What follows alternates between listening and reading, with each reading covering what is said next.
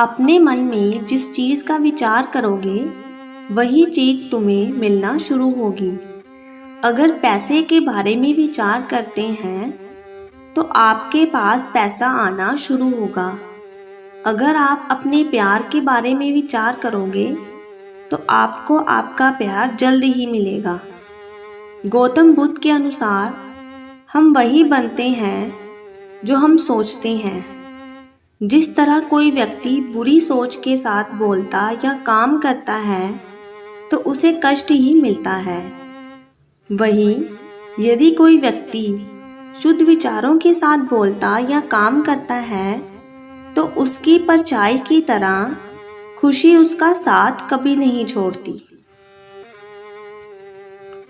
गौतम बुद्ध की यह कहानी जो आज हम आपको बताने जा रहे हैं, इसे सुनने के बाद आप जीवन की सभी समस्याओं को चुटकियों में हल करने में सक्षम रहोगे। दोस्तों, एक बार की बात है, महात्मा बुद्ध प्रवचन दे रहे थे। प्रवचन में आसपास के बहुत से लोग शामिल थे। सभी लोग ध्यान से बुद्ध को सुन रहे थे। कुछ देर में प्रवचन समाप्त हो गया। तब लोगों ने बुद्ध को प्रणाम किया और अपने अपने घर को चल पड़े। पर एक युवक वहां पर ही बैठा रह गया। महात्मा बुद्ध की नज़र उस युवक पर पड़ी तो वो पूछ बैठे, क्या बात है वत्स, कोई जिज्ञासा है क्या?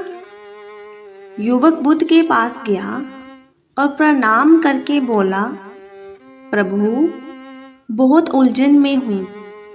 जितना इस बारे में सोचता हूँ उतना ही उलझ जाता हूँ। कैसी उलझन है वत्स?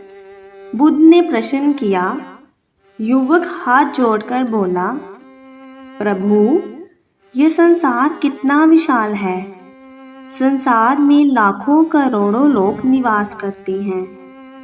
उनमें भी एक से बढ़कर एक विद्वान कलाकार योद्धा। ऐसे में उन सब के बीच मुझ जैसे सामान्य प्राणी का क्या मूल्य है? युवक की बात सुनकर बुद्ध मुस्कुरा दिए।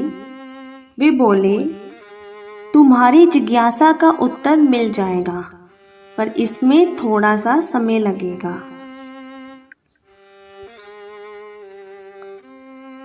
क्या तब तक मेरा एक छोटा सा काम कर सकते हो? प्रभु, यह तो मेरे लिए गर्व का विषय है कि मैं आपके काम आ सकूं। युवक ने पुनः अपने हाथ जोड़ दिए और कहा, आप आदेश करें प्रभु। प्रभु बुद्ध ने युवक को एक चमकीला पत्थर देते हुए कहा, तुम्हें इस पत्थर का मूल्य पता करना है, पर ध्यान रहे इसे बेचना नहीं है, सिर्फ इसका मूल्य पता करना है। जैसी आज्ञा प्रभु। ऐसा कहते हुए युवक ने बुद्ध से यह पत्थर ले लिया। उसने एक बार फिर से उन्हें प्रणाम किया और बाजार की ओर चल पड़ा।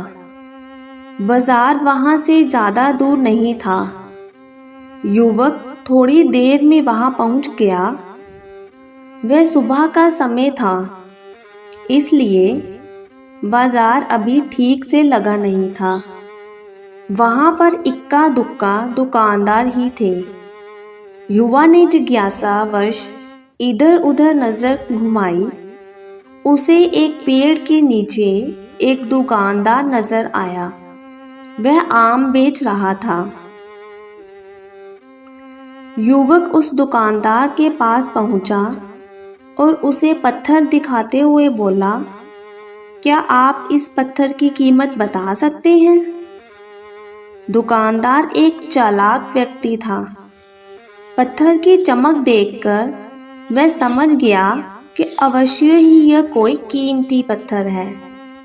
वह बनावटी आवाज में बोला, देखने में तो कुछ खास नहीं लगता, पर मैं इसके बदले 10 आम दे सकता हूँ। दुकानदार की बात सुनकर युवक को हल्का सा क्रोध आ गया और मन ही मन बुदायर समझता है, इतना सुंदर पत्थर, इसका मूल्य सिर्फ 10 आम। अवश्य ही ये झूठ बोल रहा है। युवक को चुप देखकर दुकानदार बोल उठा, क्या कहते हो, निकालूं? क्या कहते हो, निकालूं आम? युवक ने दुकानदार को कोई जवाब नहीं दिया। वह चुपचाप आगे बढ़ गया। सामने एक सब्जी वाला अपनी दुकान सजा रहा था। युवक उसके पास गया और उसे पत्थर दिखाते हुए उसका मूल्य पूछा। उस पत्थर को देखकर सब्जी वाले की आंखें खुशी से चमक उठी। वह मन ही मन सोचने लगा, यह पत्थर तो बहुत कीमती जान पड़ता है। अगर ये मुझे मिल जाए तो मज़ा ही आ जाए। क्या हुआ भाई, कहाँ खो गए? युवक ने दुकानदार की तंद्रा तोड़ी। सब्जी वाला चौंकता हुआ बोला, कुछ नहीं, मैं तो बस मन ही मन इसकी कीमत की गणना कर रहा था। वैसे मैं इस पत्थर के बदले 1 बोरी आलू दे सकता हूँ। सब्जी वाले के चेहरे की कुटिलता देखकर युवक समझ गया, यह दुकानदार भी मुझे मूर्ख बना रहा है। मुझे किसी और से इसका मूल्य पता करना चाहिए। यह सोचता हुआ युवक आगे बढ़ गया। सब्जी वाले दुकानदार ने युवक को पीछे से आवाज़ लगाई, क्या हुआ भाई, अगर आपको यह मूल्य कम लग रहा है तो बताए तो सही, मैं इसे बढ़ा दूंगा। पर युवक ने उसकी बात पर ध्यान नहीं दिया। वह अब इधर उधर किसी ऐसे व्यक्ति को खोजने लगा जो जानकार हो और उस पत्थर की सही मूल्य बता सके। युवक को लग रहा था कि अवश्य ही यह कोई कीमती पत्थर है, शायद कोई जोरी इसका सही मूल्य बता सके। यह सोचता हुआ युवक एक झोरी की दुकान पर पहुंचा। झोरी अपनी दुकान को अभी खोल ही रहा था। उसने युवक को अपनी दुकान की ओर आते हुए दूर से देख लिया था।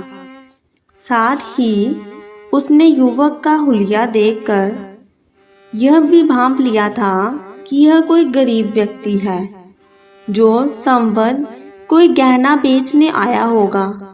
जोरी ने हाथ जोड़कर युवक को नमस्कार किया और मुस्कुरा कर पूछा, बताएं महोदय, मैं आपकी क्या सेवा कर सकता हूँ?